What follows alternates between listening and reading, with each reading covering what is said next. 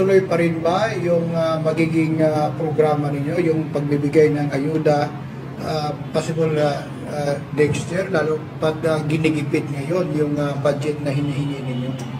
Okay. Sa Office of the Vice President, sir, wala kaming ayuda. Pag merong humihingi sa amin ng ayuda, we usually refer it to DSWD because ang prinsipyo namin, sir, hindi dapat ayuda ang binibigay sa tao na nangangailangan. Dapat binibigyan siya ng mapayapang pamumuhay. Dapat binibigyan siya ng oportunidad para makapagnegosyo.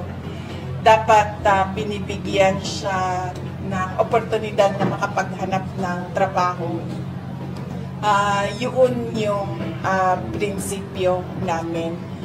Meron kaming ngayon na pinamimigay, ito ay Thanksgiving na mga grocery packs namin. Kasama na ito sa Christmas because tradisyon ng Pilipino ay gift giving during Christmas. Meron din kaming rice box, binibigay namin ito sa individuals in crisis. Pero yung sabihin mo na tira bahala nga panghatag o ayuda, wala kaming ganon sa OVP.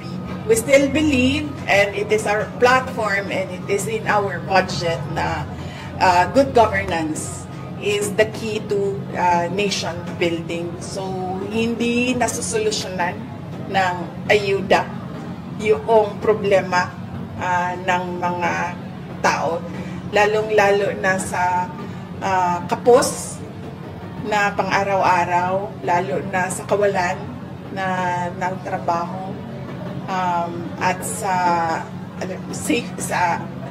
safety and security and well-being ng tao.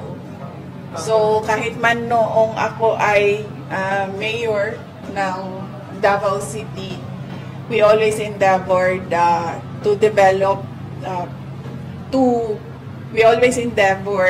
implement peace and development instead of dole-outs. Isa pa po sa ako ang kuan nianing mga ayuda kay mura basyag kana ganing insulto sa kawadon sa taong murabag wala man ka o 5,000 ray mo ha humanata mura gingana ba nga sa pananaw nako ang trabaho sa gobyerno paniguraduhon nga dunay oportunidad ang mga tao kontra sa hatagan nimo siya o dole out.